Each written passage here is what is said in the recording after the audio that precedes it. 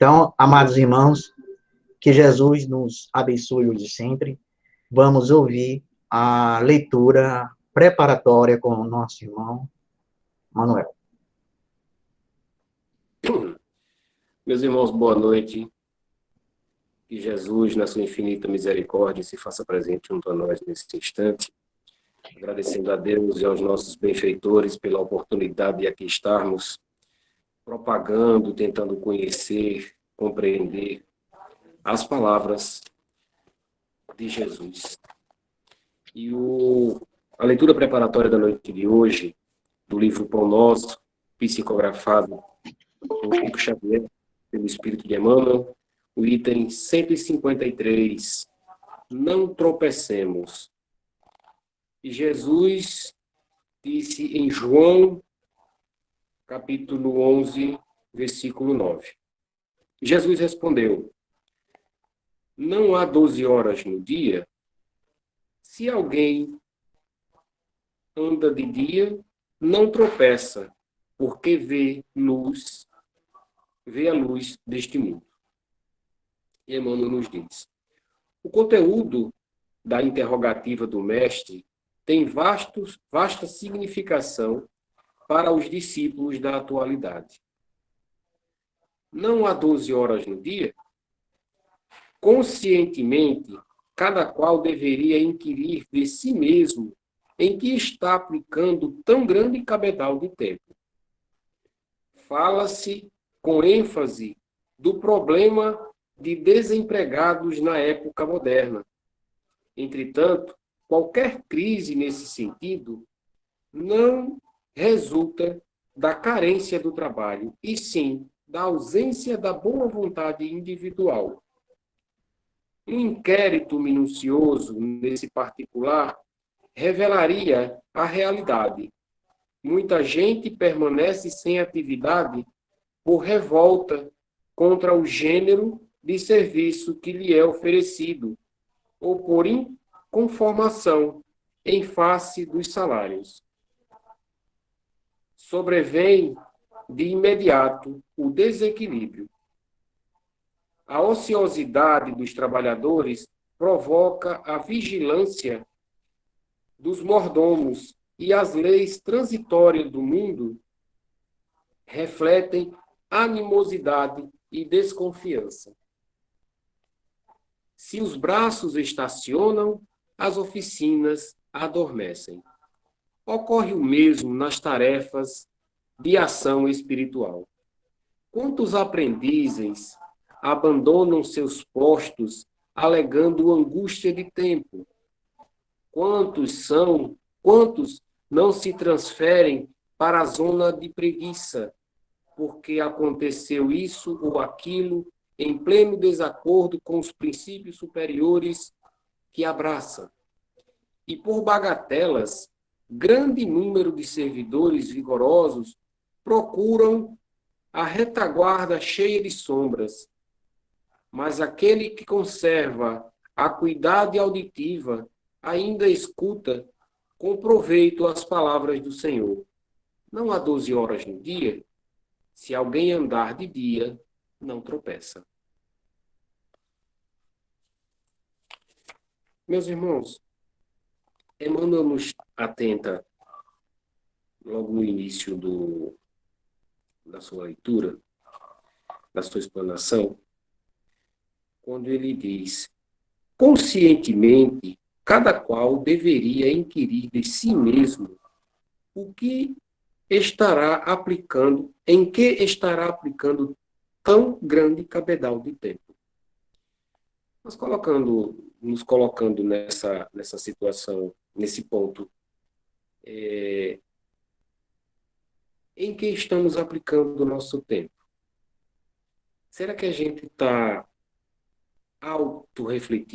refletindo sobre o que a gente faz durante o dia, essas 12 horas de luz solar, assim dizendo? Ao invés de observarmos a ociosidade alheia, observarmos que os outros perdem oportunidades de servir, ao invés de observarmos que os outros fazem isso ou aquilo, ou deixam de fazer isso ou aquilo, eu acho que chama muito a leitura inicial, começa com um ponto muito forte, que é a autoavaliação do desperdício de tempo que nós temos.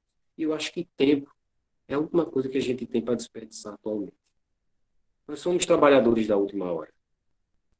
Nós já tivemos muitas oportunidades. Nós já vivenciamos isso tudo quantas e quantas vezes. E vamos precisar vivenciar novamente quantas e quantas vezes. A autorreflexão, o autoconhecimento, a autoanálise, a autocrítica, tudo isso é bem-vindo. Se sobrevivermos a nós mesmos, seremos felizes. Fala-se com ênfase de problemas de desempregados da época. É uma leitura muito atual, né? A gente falar em questão de desempregados na época atual, na época moderna, quando a gente vê o nosso país, o nosso mundo passar pela situação que passamos, que se encontra hoje, é muito difícil. Mas, levando um inquérito minucioso nesse particular, revelaria a realidade. Muita gente permanece sem atividade por revolta. Esse termo, revolta, eu frisei aqui, contra o gênero do serviço que lhe é oferecido ou por inconformação em face do salário. A gente sabe que o nosso salário ele é proporcional ao nosso trabalho. E proporcional, não estou colocando aqui o ponto salário físico, material, mas as nossas recompensas, porque tudo que nós fazemos tem um interesse. Nós precisamos de uma recompensa. Mesmo que inconsciente, nós temos isso. É natural, é comum do ser humano. Nós temos muito interesse e, às vezes, pouca ação. Queremos muito e, muitas vezes, fazemos muito pouco. E sobrevém, de imediato, o desequilíbrio. O desequilíbrio de querer muito e fazer muito pouco e dar muito pouco. Quando Emmanuel nos traz, mas ocorre, se os braços estacionam, as oficinas param. Quando ocorre, o mesmo ocorre nas tarefas espirituais. O que acontece com o trabalhador espírita que entra na casa espírita acreditando que é fácil, que é simples. Porque quem está fora vê as coisas de forma diferente. Acha que tudo é muito simples. A vida do outro é sempre muito mais fácil. A vida do outro é sempre muito mais simples. Mas se nós olhássemos para a nossa vida da mesma forma que nós olhamos para a vida alheia, a nossa vida também seria bem mais fácil. Até mesmo porque não perderíamos tempo olhando a vida alheia. Mas a vida segue. Então, quantos aprendizes abandonam seus postos alegando angústia de tempo? Quantas e quantas vezes se deixa de fazer um trabalho na casa espírita ou se deixa de ajudar alguém? Não vou nem frisar a casa espírita. Se deixa de servir. Quantas vezes deixamos passar a oportunidade de servir porque achamos que não temos tempo? Mas temos tempo para coisas fúteis. Damos mais importância a determinadas coisas do que elas realmente têm. E perdemos a oportunidade de sermos úteis à causa suprema, aquilo que Jesus nos ensina. Nunca uso Jesus no termo no passado, mas nos ensina todos os dias. Temos grandes exemplos. Essa pandemia, essa situação que vivemos hoje, embora tantas catástrofes, tantos desencarnes, tanto sofrimento, mas ela despertou a solidariedade de muita gente. Talvez não tenha atingido quanta solidariedade a gente gostaria, mas tem despertado sim. Embora quantas e quantas pessoas continuem carregando, preferindo carregar o peso, uma pedra no peito e outra nas costas. A pedra nas costas é sua responsabilidade que você deixa de cumprir. E a pedra no peito é seu coração que não amolece de jeito nenhum, diante do sofrimento alheio. Falávamos há pouco tempo sobre ansiedade. Hoje eu falava com algumas pessoas sobre isso também. Ansiedade é um mal que vem atingindo muita gente. E nessa situação energética que estamos imersos hoje, cada vez mais. Quando as pessoas têm que sair da sua zona de conforto, quando as pessoas são obrigadas a ficarem em casa, o mínimo que seja, quando as pessoas são obrigadas a controlar o seu consumismo, quando as pessoas são obrigadas a deixar de ir ao shopping, aí se veem angustiadas. Aí a ansiedade bate, aí o desequilíbrio se propaga. E nós somos vítimas da preguiça. A nossa preguiça que nos impede de seguir a nossa caminhada. Nesse Dia dos Pais, eu ganhei de presente da minha filha um livro, A Vida na Visão do Espiritismo. Muito interessante. Eu achei um trechinho aqui que eu quero compartilhar. A preguiça. Dá trabalho arrumar tudo. É chato lavar a louça, arrumar a cama, manter a sala em ordem. Dá preguiça ir ao trabalho ou estudar logo cedo na segunda-feira. Mas a preguiça não nos leva adiante. Se ficamos parados, ficamos parados, se não interagimos com os outros, não observamos, não vivenciamos, não trocamos, não ensinamos e tampouco aprendemos. E não foi para isto que encarnamos, certo? Não, nosso crescimento, nossa evolução moral e intelectual exige ação e esforço diariamente. Ninguém regride em uma encarnação. Todos avançamos. Quanto avançamos, isso depende de cada um. Uns empenham-se em seu aprimoramento e no dos demais que estão à sua volta. Esses encaram com galhardia os desafios que a vida apresenta. A vida para eles não é mais fácil que para os outros, mas eles se empenham, vão à luta, não ficam com preguiça.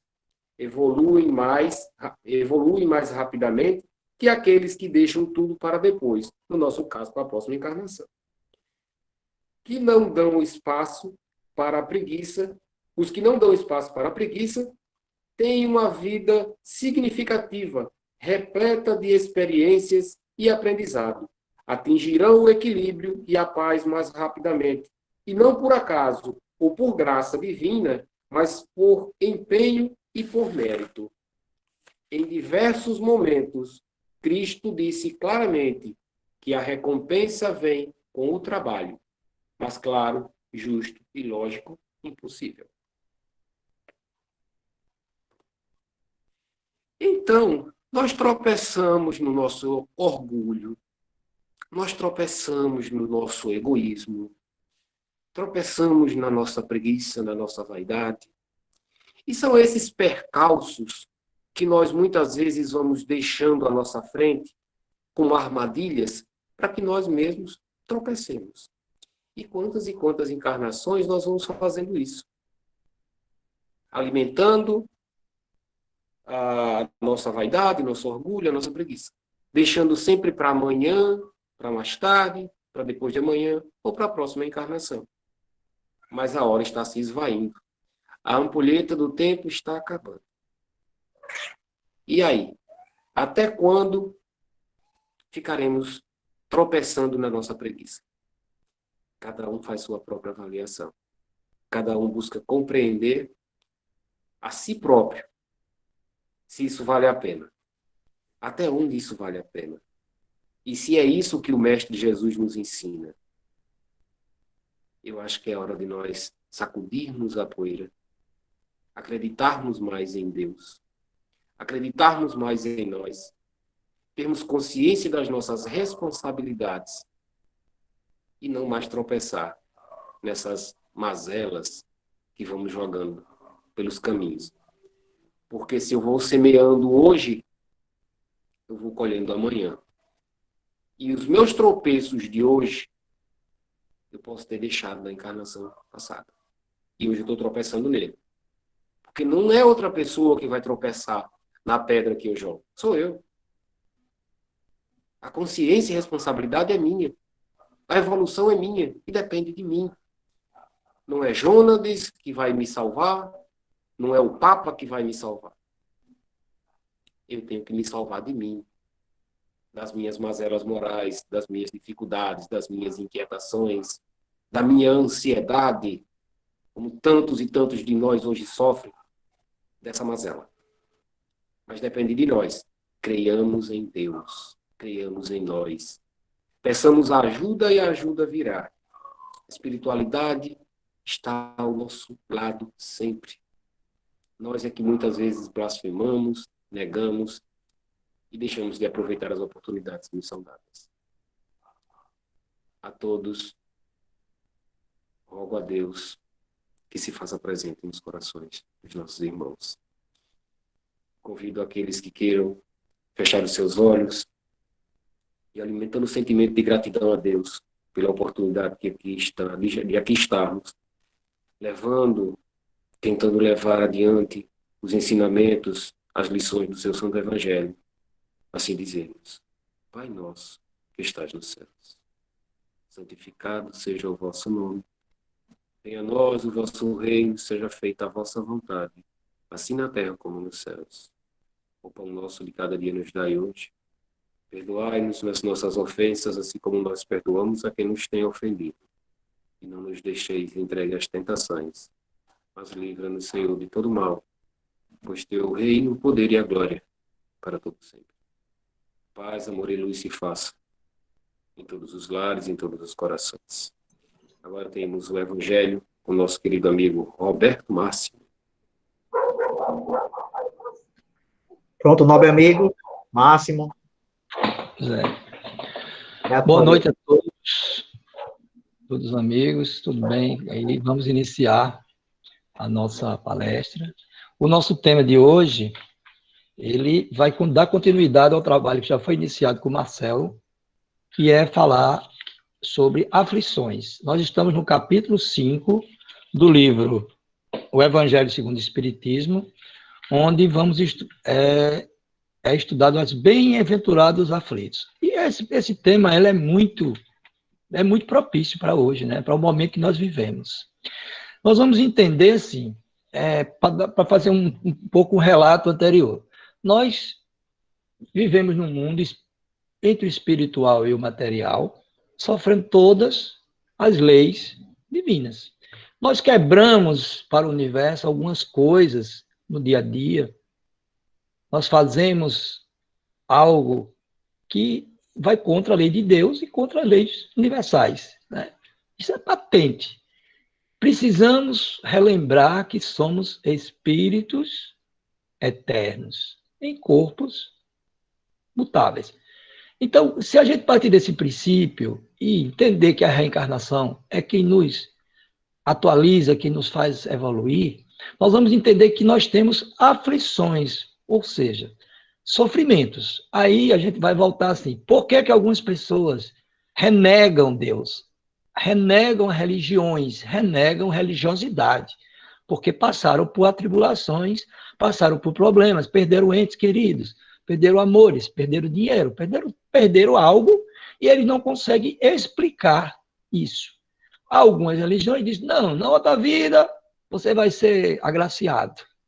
Nós também, mas sabemos que temos vidas futuras, só que temos muitas vidas futuras, e cada vez mais a gente vai evoluindo no dia a dia.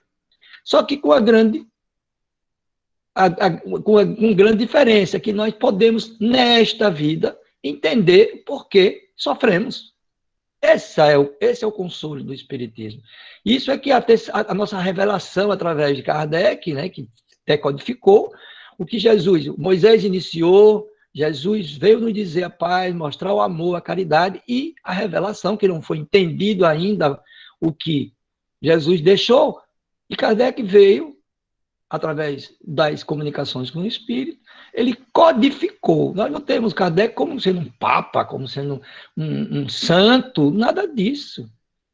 Não existe essa idolatria a Kardec. Kardec era um estudioso e conseguiu, através de inspiração divina, nos dar esse presente, que é entender o que Jesus... Algumas pessoas dizem que o Espiritismo só será realmente conhecido daqui a 150 anos, quando nós estivermos evoluídos. Porque ele vai muito além. A moral de Cristo, ela transcende de mais de 2000 anos. Então, vamos lá. O Bem-aventurados os aflitos, nós vamos entender que, desde que foi o que Marcel explicou, é que nós temos coisas do passado e temos coisas que nós geramos agora, que eu vou chamar de imperfeições. São os nossos erros, nossas atitudes que nos fazem sofrer aflições. Somos nós que fazemos isso, com nós mesmos. Ao quebrarmos leis, lei do amor, lei do progresso, as leis universais. Então, eu peguei algum material, eu gosto muito de embasar algumas coisas, sempre eu estou com o livro de Allan Kardec, Céu e Inferno, onde existem as leis morais, e eu estou aqui com um texto de Emmanuel, que examina a própria aflição, e ele vai mostrar. Antes disso, eu quero fazer esse embasamento do próprio livro, onde ele diz aqui sobre as causas atuais, para a gente ter um embasamento teórico para depois discutir, tá? Então, assim, as vicissitudes da vida são de duas espécies. Ou, se assim quiser, tem duas fontes bem diferentes que importa distinguir. Umas tem na vida presente, outras fora dela. Então, a gente já veio com algumas coisas, algumas dívidas, né? Algumas coisinhas que a gente fez lá na outra vida, e a gente cria agora. E já está provado que 70% é o que se é determinar, é o que se sempre diz, que 70% das nossas aflições são criadas nesta encarnação. Nesta. Então, nós aqui é que podemos mudar isso. E nós vamos ver aqui que o bem e o mal, e às vezes o mau uso do tempo é que nos faz perder a evolução. Vamos chegar lá.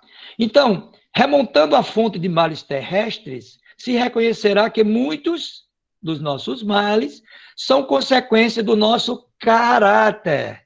Olha aí, pessoal, do que nós somos, nosso caráter. E da conduta daqueles que os suportam, como a gente procede com o outro. Quantos homens tombam pelas suas próprias falhas? Quantos são vítimas da sua imprevidência, do seu orgulho e da sua ambição? Quantas pessoas arruinadas pela falta da ordem, da perseverança, da má conduta e por não terem utilizado seus desejos? Quantas uniões infelizes porque são interesse calculado? Quantas pessoas casam pelo dinheiro, né? Ou de vaidade, com o qual o coração nada tem. Então, a gente pode pecar, pode criar aflição por casar com a pessoa pelo dinheiro. Isso é tão difícil acontecer, né, gente? É só... Quantas dissensões e querelas funestas se teria podido evitar com mais moderação e menos suscetibilidade? Quantos males e enfermidades são a consequência da intemperança e excesso de todos os gêneros? Estava conversando com o Jonas agora sobre ansiedade e ele estava falando, nós temos um espírito e um corpo. E há momentos que o espírito já está cheio, está abusado, chateado com os nossos procedimentos. E ele diz, parou. Se você continuar fazendo o que está fazendo, eu vou dar uma doença e você vai morrer de bebê. É isso que você quer. E ele dá avisos. Quem sabe disso? Nós recebemos avisos. Ai, a dor está aqui. Aí eu melhoro um pouquinho, vou beber de novo. Ah, eu estou fumando. Aí o espírito diz, quer morrer? Vou dar só um jeitinho para você fazer um exame ali para saber que você está com câncer no pulmão. Ou não. Então eu vi uma coisa que eu nunca esqueci, que diz assim, o nosso espírito é como se fosse um cavalo a ser domado. A gente pode. Então eu brinco muito assim, quando eu acordo de manhã cedo e preciso caminhar ou jogar, eu estou com frio, como todo mundo, 5h30, 6 horas, eu faço, acorde, deixa de preguiça, eu dou uns 3 gritos para mim mesmo, aí eu levanto. Eu me projeto caminhando, eu me projeto jogando, e eu me levanto. Mas é preciso disciplina. Como diria Emmanuel com Chico, disciplina é disciplina. Então, nós precisamos aprender a dá ordens ao nosso corpo. O nosso espírito é que comanda, não é o contrário, não. Não é o corpo que comanda o espírito. É o espírito que comanda o corpo. Agora, nós temos a mente, onde a gente pode definir isso. Quais são as minhas prioridades? Nós estamos agora numa loucura de alimentação, né? Todo mundo engordando, comendo muito, e a doença vem, e o Covid aí está matando os gordinhos. Os gordinhos, você cuide. Por quê? Porque cada vez mais estamos sedentários. E a gente não tem coragem de quebrar esse sedentarismo. É o quê? É uma aflição, é uma imperfeição que a gente cria. O Rossel do Cristo teve uma live falando somente sobre isso. Porque nós estamos transferindo nossa ansiedade para a comida. Comida, a gente não tem mais prazer. Quem vivia da farra, quem vivia das saídas, da bebida, do sexo e tal, agora fica trancado. Não pega, não faz nada. Qual é o prazer que tem? Que aí nós estamos muito, nós está ainda na fase das sensações. Porque nós temos primitivismo, sensações, evoluir ao amor. Enquanto a gente não tiver amor, vai sentir falta de quê? Sensações. Aí a comida é uma sensação, a bebida é uma sensação, né? Sexo é sensação. Então são sensações que a gente, quando desencarna, vai sentir falta. Eu li uma coisa muito interessante, diz assim, ei, o que é que você gosta mais? Gosta de café? Gosta de cigarro? Gosta de bebida? Gosta de chocolate? Quem é louco por chocolate, né? Vocês, cuidado, vão logo se esquecendo um pouquinho, porque lá não tem isso, não. Você vai ficar num momento que você vai ficar... Quem gostar de beber uísque, cadê meu uísque? Cadê? Não tem isso, não, meu amigo. Vai morrer abstêmio. Vai ficar lá seco. Por causa, como dizia a mamãe, morrer seco. Porque não tem a sensibilidade, não existe mais a sensação. É claro que quanto mais a gente evolui, menos matéria e mais espírito, né? Não sei se vocês sabem, eu vi uma piada daí desse humor espírita, que é muito engraçado, que chega um idoso lá, aí é recebido, ele diz, opa, cheguei aqui, morri, agora é hora de descansar. Ele diz, meu amigo, aqui ninguém descansa, não, a gente trabalha. É o quê? Eu morri para descansar. Ele disse, não, o senhor que aqui ninguém come, aqui ninguém dorme, a gente só trabalha. Ele disse, todo lugar errado, quero ir para o inferno.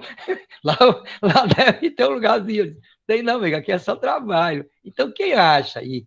Muita gente que se aposenta diz, eu agora me aposentei, não vou mais fazer nada. Lendo engano, né? Vai trabalhar, sim. Tem outros que ficam lavando louça, né? Tem outro que vai comprar pão. Eu tenho uma história muito engraçada de isso é verdadeiro. Eu jogava com um cara que era general. O general, ele mandava em mais de 1.000 homens, né? 1.000 homens aqui na região. Aí ele se aposentou. Quem foi que ele mandava em casa? Ninguém. A mulher que mandava nele. Coitado, entrou em depressão. A mulher dizia, mas senhora, eu mandava em tanto homem, os caras faziam tudo por mim. Ele disse, agora é você que vai fazer. Vai comprar o pão, cala a boca. E ele ficava chateado. Ele, quando ia jogar tênis, queria mandar nos civis, como nós, né? Eu disse, menino, tu não tá mandando, jogando com teus soldadinhos, não. Aqui a gente tá jogando. Não, peraí, deixa eu ver. Não perde a pose, né? Porque a gente tem essa coisa de achar que está sempre por cima da vaidade, né? Então, coitado de um general, né? Que quando perde a patente, vai se aposenta, nem na mulher ele manda. Porque chega em casa, quem vai fazer vai ser o Jaque. Já que você está aqui descansando, vai para comprar o pão. Já que você está aqui, vai lavar a louça. E assim por diante. Então, o que a gente está querendo confirmar é assim, nós somos verdadeiramente culpados por nossas aflições. João estava falando isso aí hoje, agora há pouco, sobre ansiedade. Nós começamos a cristalizar coisas dentro de nós. Coisas que, não, inclusive, espíritas, dirigentes espíritas, não estão conseguindo mais coordenar ideias. Eles não têm mais, não acordam e a ansiedade não tem mais noção de tempo. Por quê? Porque a pandemia, ela aguçou nossos sentidos. Nós somos os mesmos, só que nós somos potencializados. E a gente vai falar alguma coisa aqui de Emmanuel, que é excelente esse material da Examina a Sua Própria Aflição, que cada item cada aflição que a gente tem, ela tem uma explicação. Por exemplo, o egoísmo é uma egolatria, é você... A aflição do egoísmo chama-se egolatria, ele se ama demais, ou se acha demais, e ele fica sendo egoísta. Então, cada aflição, isso vai gerando problemas, inclusive, orgânicos.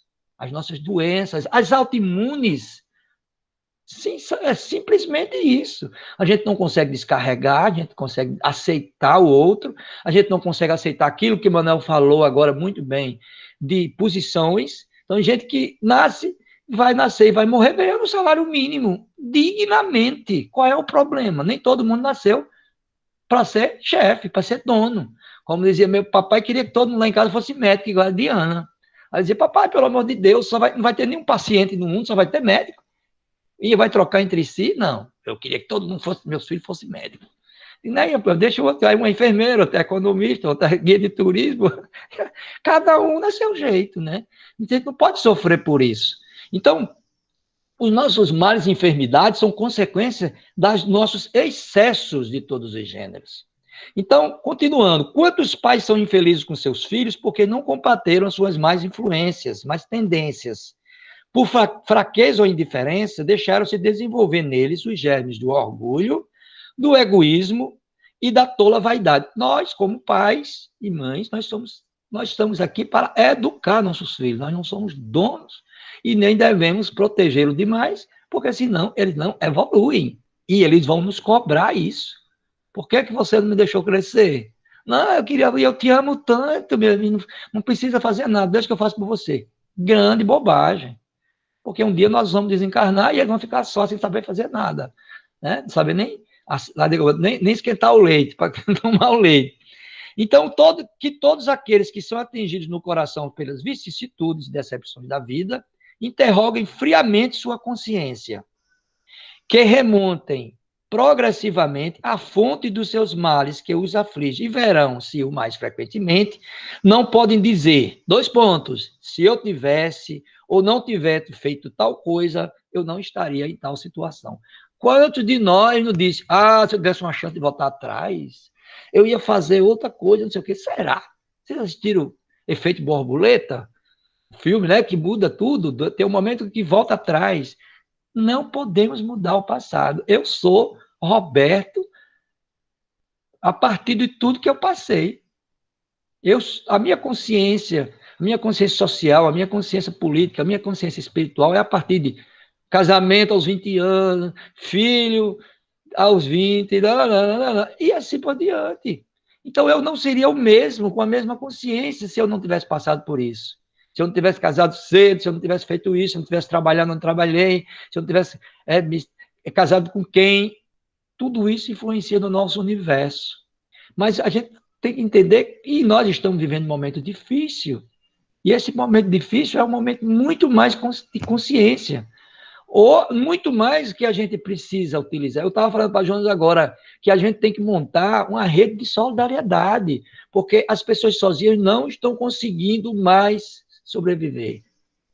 O suicídio aumentou, está difícil? Tá, porque cada um está na sua, em casa, mas a gente pode fazer de outras formas de ajuda, sempre. Por quê? A gente está vendo toda hora aí o preconceito no Brasil aumentando, as coisas estão acontecendo com muito mais, as coisas estão acontecendo com muito mais força, os preconceitos, a intolerância, e nós precisamos reagir. Olha o que Jesus disse, olha o que diz o Evangelho. Os bons, eles são tímidos, e os maus, eles são agressivos. Então, nós precisamos se unir pelo bem, na solidariedade. Quantos de nós, e eu falei para Jonas uma vez, eu não admito num centro espírita que alguém esteja sofrendo e a gente não perceba, e alguém, eu disse, Gisele, você também sabe disso, e a gente um dia tiver um colega que se suicide, ou um trabalhador do Caritas. Já pensou como ficaríamos? Porque a gente está lidando com os seres, preocupado com todo mundo, com a parte social do bairro, e a gente não olha de lado para o outro. A aflição do outro, o que precisa. Porque todos nós precisamos ser cuidados. Como Jonas precisa ser cuidado, ele cuida de nós, mas ele também precisa ser cuidado. Então, cada um de nós tem que ter consciência disso. Nós geramos nossas imperfeições, nossas aflições são a partir dos nossos procedimentos. E o que precisamos fazer, como podemos. Eu gosto muito de falar sempre no Evangelho, mas a gente precisa ter saídas, porque Jesus sempre foi Hoje mesmo eu estava falando, tinha uma senhora conversando comigo quando eu estava saindo, e a gente estava falando com um rapaz que Jesus não estaria hoje nos palácios, não. Ele estaria no meio da rua, no meio do povo sem terra. Eu vi o padre, não sei se você conhece, o padre Lancelotti, aquele que cuida dos sem-tetos em São Paulo. Ele disse, eu fiquei emocionado, gente. Ele disse, eu estou do lado dos perdedores. Eu estou do lado daqueles que estão na rua, que são agredidos pelos policiais, aqueles que estão com Covid, porque é lá que estaria Jesus. E eu tenho consciência que, se é para ser perdedor para a materialidade, para o capitalismo, eu sou um perdedor, sim, mas eu sou um ganhador junto a Cristo. Gente, é de uma consciência fantástica isso. Você se dizer perdedor para o mundo mundano, né? E você se sente um vencedor por estar ao lado. Ele apanha da polícia, naquelas invasões de sem-teto, das pessoas que estão na rua. Ele encara mesmo, porque ele está lá como Jesus estaria. Estaria lá, com todo amor, com toda. Não sei quanto tempo sobreviveria, se seria assassinado também, como muitos, né, são. Seria chamado de comunista, né, que não é comunismo isso. Seria solidariedade e amor, é isso que nós temos. Então, quanto ao que é o nosso tema, que sempre está interligado, né, eu vou, a partir dessa introdução, eu vou ler aqui o que eu consegui capturar aqui, de Emmanuel, em um livro que diz assim, examina a própria aflição. Eu vou ler aqui, a gente vai entendendo o que ele diz. Examina a própria aflição para que não se converta a sua inquietude em arrasadora tempestade emotiva. Cada um de nós ter consciência da sua aflição para que ela não lhe domine. É isso que eu ainda estava dizendo há pouco. Inclusive para aqueles que se dizem conhecedores da doutrina, porque eles também são humanos como nós, que passamos por isso. Ele diz, todas as aflições se caracterizam por tipos de nomes especiais. A aflição do egoísmo, que eu já disse, chama-se egolatria. A aflição do vício chama-se delinquência. A aflição da agressividade chama-se cólera. A aflição do crime chama-se remorso. Então, ao termos praticado qualquer tipo de crime, nós vamos ter vai ter uma aflição dentro de nós, que o que vai nos incomodar com o crime é o remorso futuro. A aflição do fanatismo, e que nós estamos vivendo muito isso no país, chama-se intolerância. Será que está? Será que está conectado? O que nós pensamos hoje? Sim. Quanto mais fanático, mais intolerante, porque eu contra eles. Se não, você não rezar na minha cartilha, o meu Deus é diferente do seu Deus. Quando Deus é um só, Deus é amor. Não se pode selecionar as coisas. A aflição da fuga chama-se covardia. A aflição da inveja chama-se despeito. A aflição da leviandade chama-se insensatez. A aflição da indisciplina chama-se desordem. Olha aí. Aqui, a indisciplina gera a desordem. A aflição, que é a imperfeição da desordem. A aflição da brutalidade chama-se violência. A aflição da preguiça chama-se rebeldia. Que o Manuel estava falando sobre preguiça há pouco, né? Você é tão rebelde que não faz nada. Você se acomoda na sua... Porque ele está tão voltado para si mesmo que não reage. A aflição do relaxamento chama-se evasiva. A aflição da indiferença chama-se desânimo. A inflação da inutilidade chama-se queixa. E depois eu quero falar sobre inutilidade, que a gente vai falar aqui no livro do Céu e Inferno. A aflição do ciúme chama-se desespero. A aflição da impaciência chama-se intemperança. A aflição da sovinice, pão duro, né? Chama-se miséria. Olha aí, gente. Aquele que é sovino, ele está trazendo para si a miséria. A miséria pessoal, de acumular coisas que não vai ter valor nenhum quando morrer. A aflição da injustiça chama-se crueldade. A cada criatura tem a sua aflição que lhe é própria. Nós temos, cada um de nós, a aflição que nós criamos. A aflição do reino doméstico e da esfera profissional, do raciocínio e do sentimento. Os corações unidos no sumo bem, contudo, sabem que suportar as aflições menores da estrada é evitar as aflições maiores da vida. E por isso, apenas eles, anônimos heróis da luta cotidiana, conseguem receber e acumular em si mesmo os talentos de amor e paz reservados por Jesus aos sofredores da terra, quando pronunciou no monte a divina promessa: bem-aventurados os aflitos, porque herdarão o reino dos céus. Então, essa análise dele tem tudo a ver com o que eu vou, até pelo tempo, nós temos aí uns minutos, né? É muito interessante conhecer esse livro, gente, o Céu e o Inferno, porque eu gosto muito de citá-lo. Quando alguém for muito vaidoso, muito arrogante, ele deu uma lidinha aqui, porque são as testemunhas das pessoas que depois de desencarnarem. Aqueles déspotas, aqueles medida brabo, aquele povo que se acha, dá uma lidinha aqui, vai melhorar muito a sua percepção da vida espiritual. E Kardec, ele coloca aqui um código penal. Olha aí, gente, código penal da vida futura. E ele transforma aqui em pontos. Tá? E ele vai dizendo cada ponto.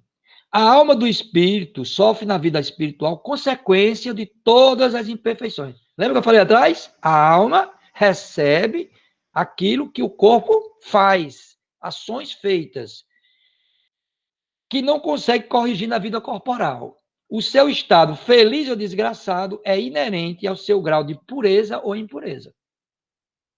Tá? Então, tudo que nós fazemos, transferimos para o espírito. A completa felicidade prende-se à perfeição. Isso é, a purificação completa do espírito. Toda imperfeição é, por sua vez, causa de sofrimento. Olha aí. Toda imperfeição é causa de um sofrimento. Ao quebrarmos alguma lei, a lei do amor, né? Ao agredirmos alguém, a roubarmos alguém, a fazermos coisas que estão contra a lei de Deus. Qual é a primeira lei de Deus? Amar a Deus sobre todas as coisas e ao próximo como a si mesmo. Quando nós tratamos o próximo com soberba, com arrogância, nós estamos quebrando a lei de Deus. Estamos gerando uma imperfeição. E vocês não acham que isso não retorna para a gente? Toda a energia, nós estamos num ciclo, dentro de um ciclo total, onde todos nós estamos interligados, um fluido universal, como se tivéssemos fios interligados a Gisela, que interligado com Thaís, que passa para Jonatas, volta para cada um de nós.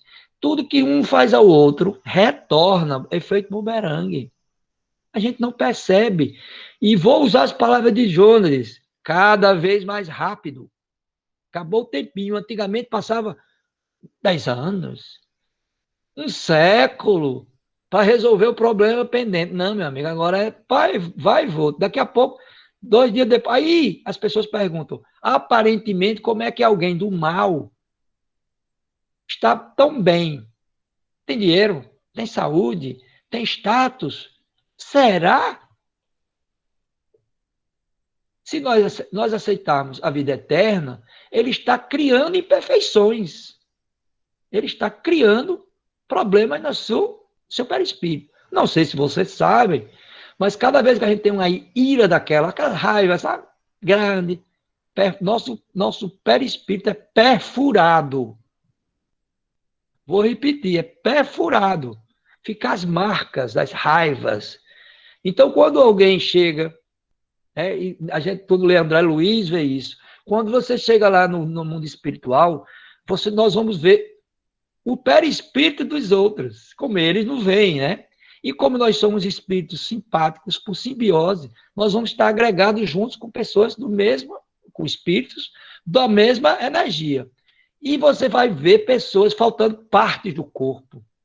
É isso que ele diz. Partes. Verdadeiros monstros,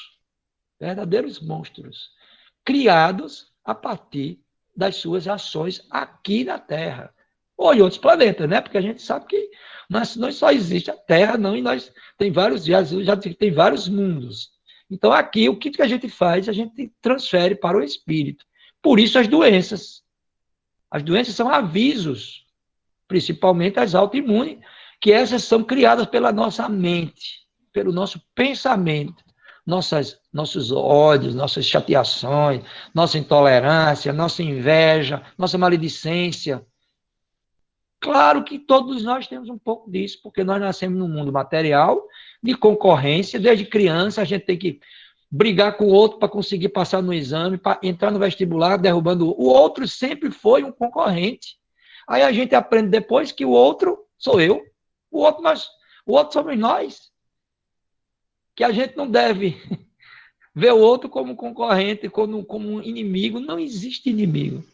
Existem espíritos diferentes, pensamentos, diferentes evoluções. Eu já passei muito por isso. Quando eu via alguém fazer uma aberração, eu ficava muito chateado. Hoje eu entendo que é só isso que ele tem para dar. Não tem o que fazer. E eu não posso me responsabilizar. Eu adoro o espiritismo por isso. É que a evolução é individual, né, própria e intransferível. Eu não posso fazer nada para melhorar a Zélia.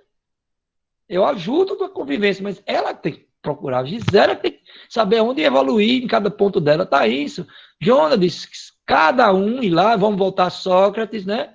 Conheça-te a ti mesmo. Saberás quem és a partir do autoconhecimento. Cada um de nós sabe quais são as provações. Cada um sabe. Dentro de nós a gente sabe se a gente quem é. É arrogância? É vaidade? É paixão? É ciúme? E a gente sabe lidar com isso quando quer.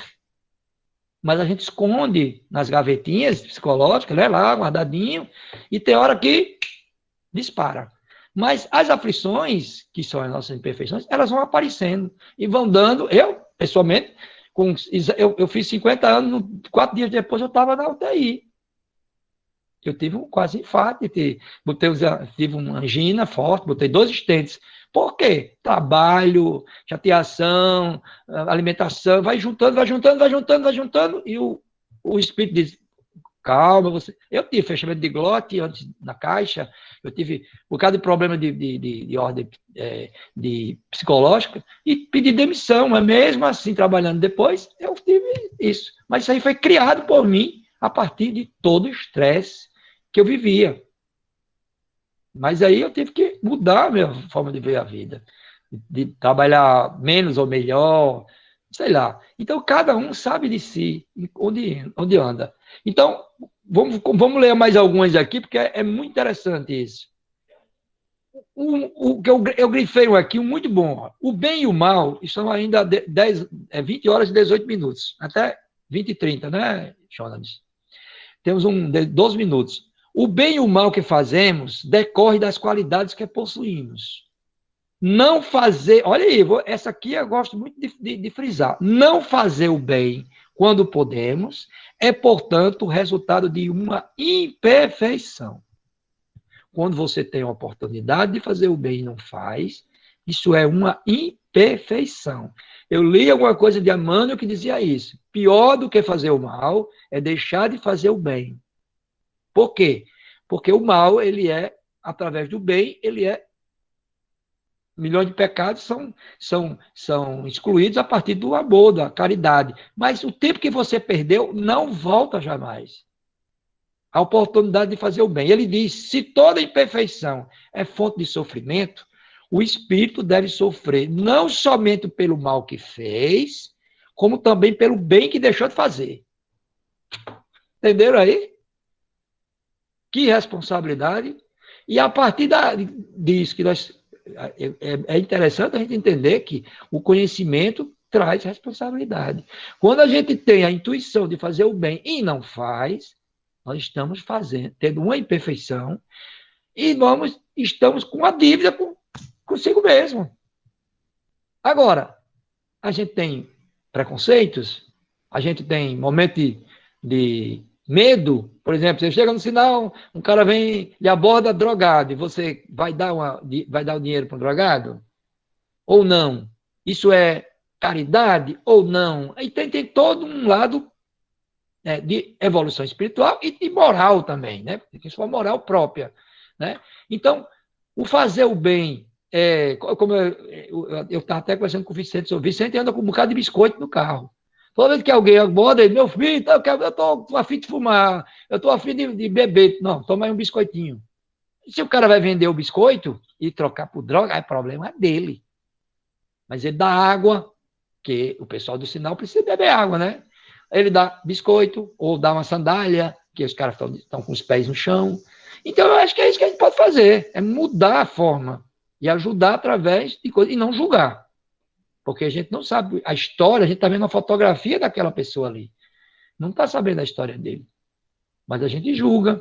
E isso é fazer o mal, né? Porque a gente deixa de fazer o bem. Então, o espírito sofre pelo mal que fez, da maneira que, sendo a sua atenção constantemente dirigida para as consequências desse mal, ele melhor compreende os seus inconvenientes e trata de corrigir. Vamos ver o que é mais. Aí tem uma história do castigo, né, gente? Aqui ele fala muito interessante sobre expiação e é interessante colocar essa coisa do arrependimento e expiação. Ele fala aqui, pela natureza dos sofrimentos e vicissitudes da vida, pode-se julgar a natureza das faltas cometidas em ausências anteriores e das imperfeições que geraram. Olhe bem, como você está sofrendo hoje, a quem interessar possa, né?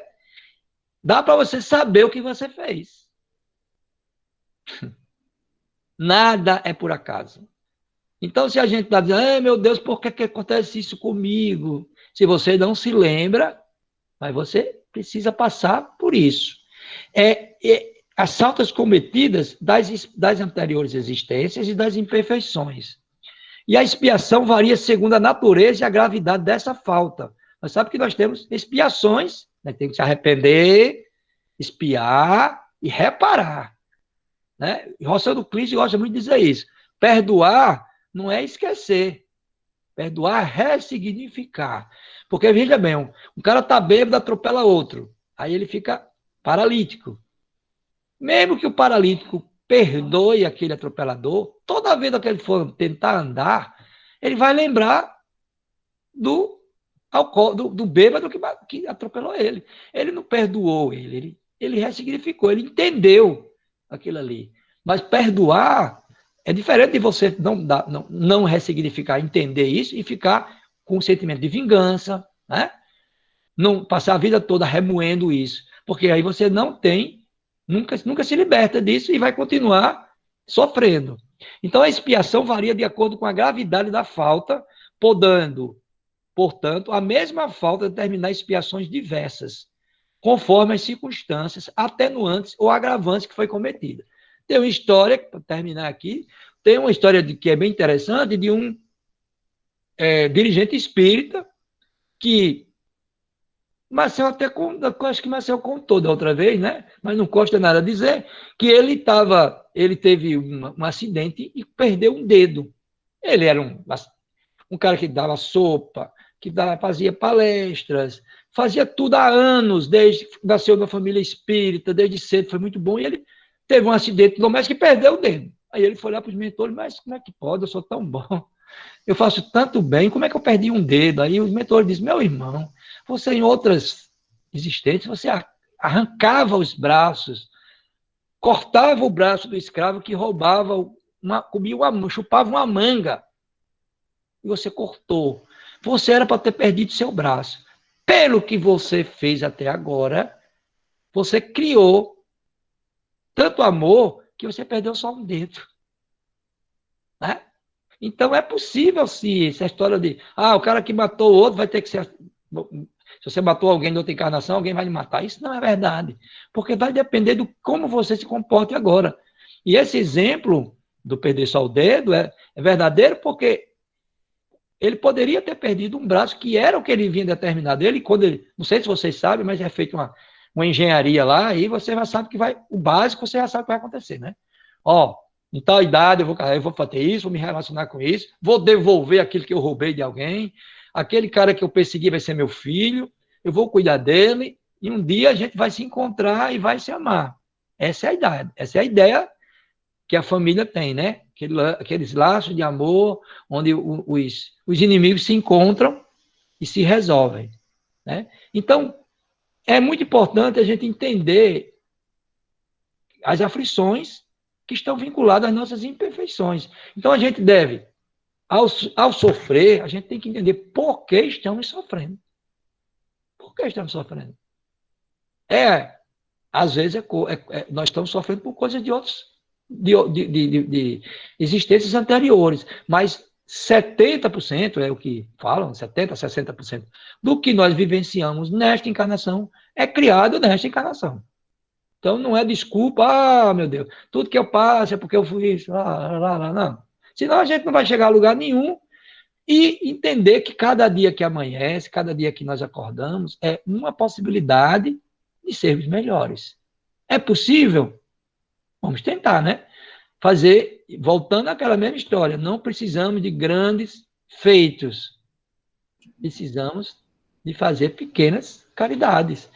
Para Deus não tem uma escala lá, não, de, olha, se você der de tanto a tanto, você tem tantos bônus hora.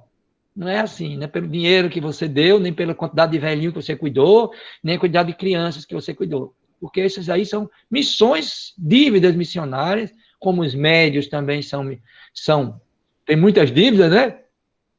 Para poder estar aí nesse sacerdócio. Quanto mais a gente dá, mais a gente precisa ser resolvido. Isso, e quando você entende a missão de cada um, e é aquilo que o Manuel falou lá sobre ganhar pouco, ganhar muito. Cada um de nós tem aquilo que precisa e não o que acha que precisa. Deus, ele vai dar a cada um de nós aquilo que nós precisamos, não o que nós queremos, porque nós não sabemos de nada. Nós somos crianças espirituais. Nós estamos aprendendo aqui na escolinha, apesar de que tudo que nós estamos vendo agora, nós já vimos em outras encarnações, nós estamos revisando. Então, para concluir, nós não temos mais tempo, somos trabalhadores de última hora, a intolerância está aumentando, nós precisamos amar o próximo e criar redes de solidariedade. Quando a gente não puder cuidar de alguém sozinho, vamos acionar os amigos, vamos acionar os companheiros, vamos trabalhar a solidariedade, só assim seremos melhores. Tá? Essa é a nossa participação de hoje, e vamos fazer a prece, né, Janas? Isso, Pode falar. Queremos agradecer ao nosso irmão Manuel e nosso irmão Roberto. Com certeza você tocou num ponto em que essa rede de solidariedade, ela vai existir, que deve existir, porque nesse processo dessa pandemia, nós estamos observando que além dos 100 mil desencarnes, tá? Nós estamos caminhando para que uma outra fase ocorra dentro de tudo que está acontecendo, com relação às crianças, tá?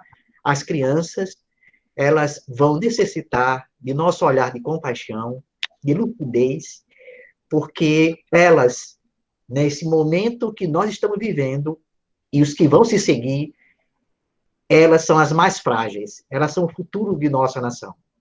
Esse processo, eu falava com o Claudinei, de voltar às aulas, né?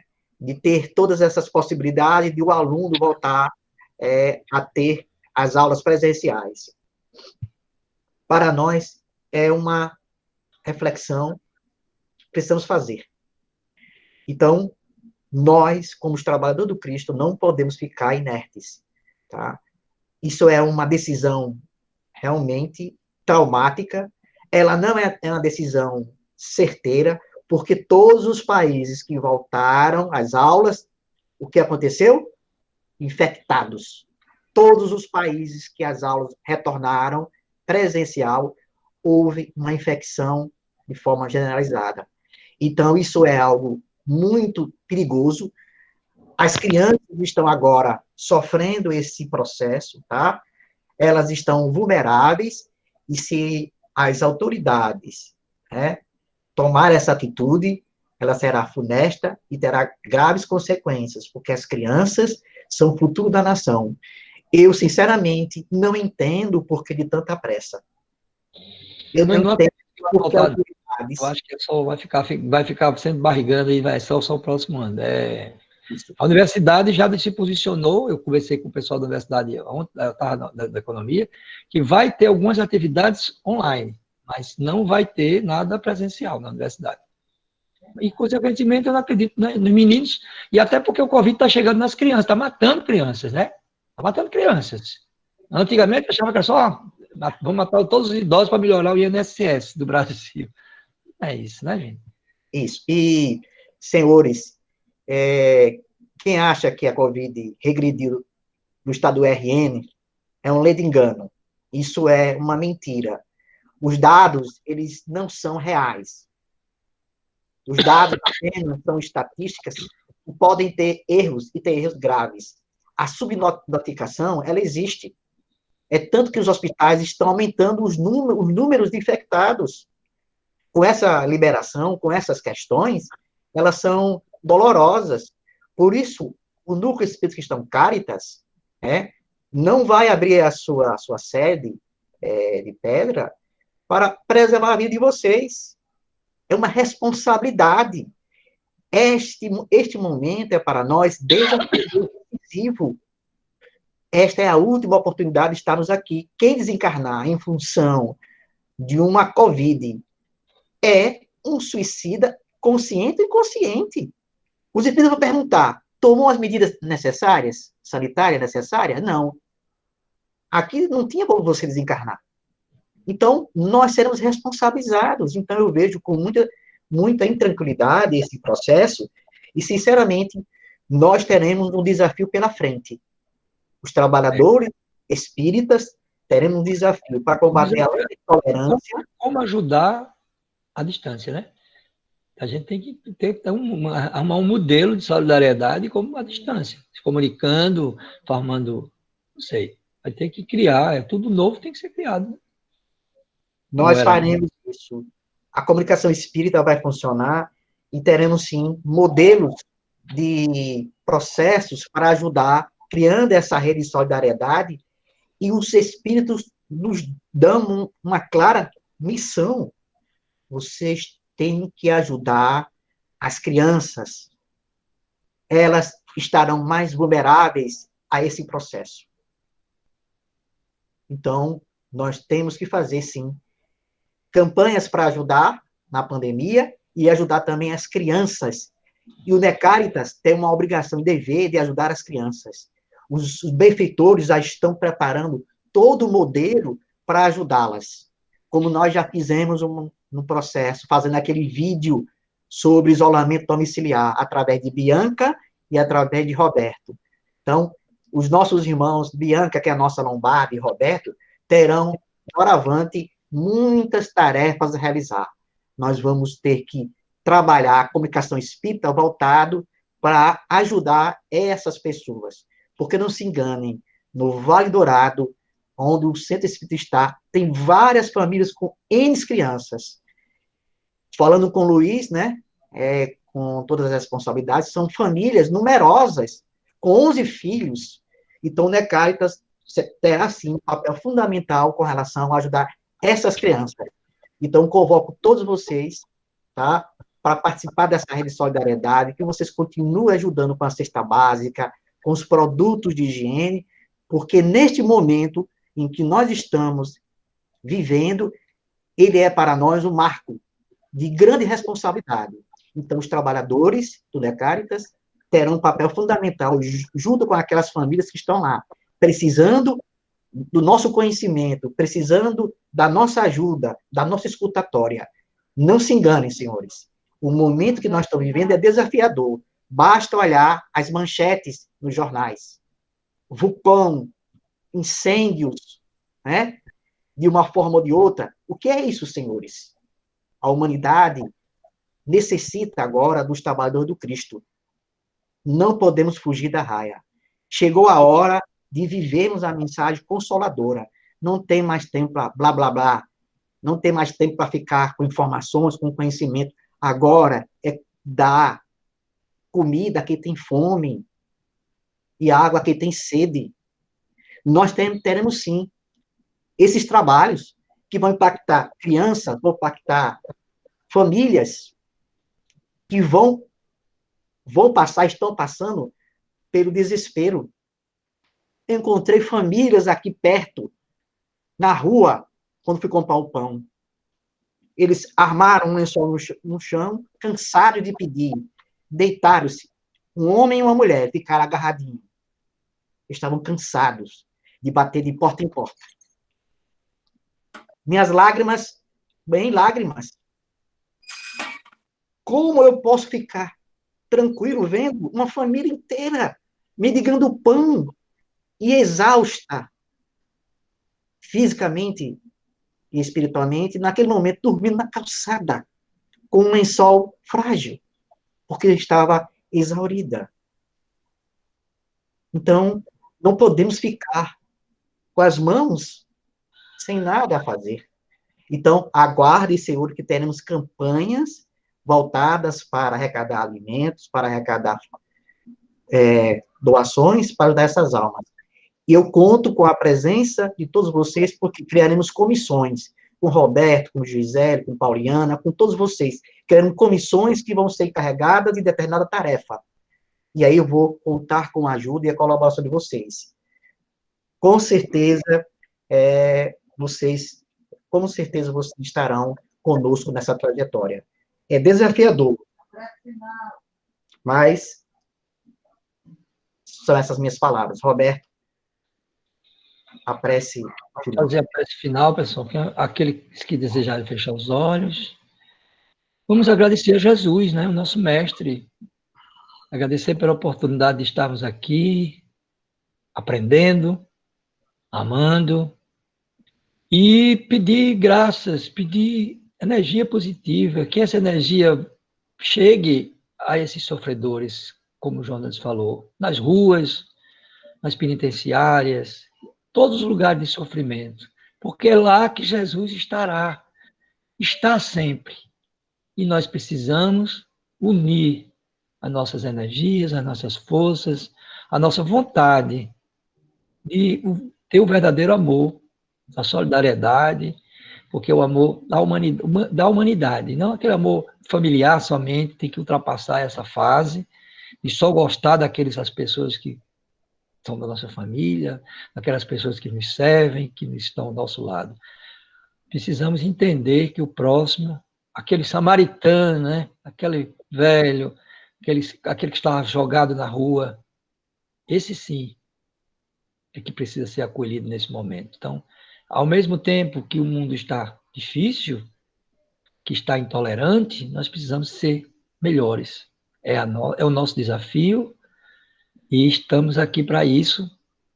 Somos trabalhadores de última hora e não temos mais tempo de só estudar. Vamos ser modelos de Jesus enquanto estamos aqui. Assim seja. Obrigado. Assim. Então, que vocês tenham uma boa noite. Que Jesus possa amparar a cada um de vocês. E que nessa tarefa grandiosa de amor e caridade possamos sermos os discípulos verdadeiros do Cristo. Que a luz que Jesus colocou em nossas mãos, que ela seja o farol para os sofridos, para os angustiados, para aqueles que precisam. Conto com a colaboração. Muita paz, muita luz. Que Deus abençoe a cada um. Uma boa semana de tranquilidade, um bom final de semana. E lembremos de que com Jesus triunfaremos. Sim. Boa noite a todos. Prazer revê-los. Beijo. Coração. Saúde.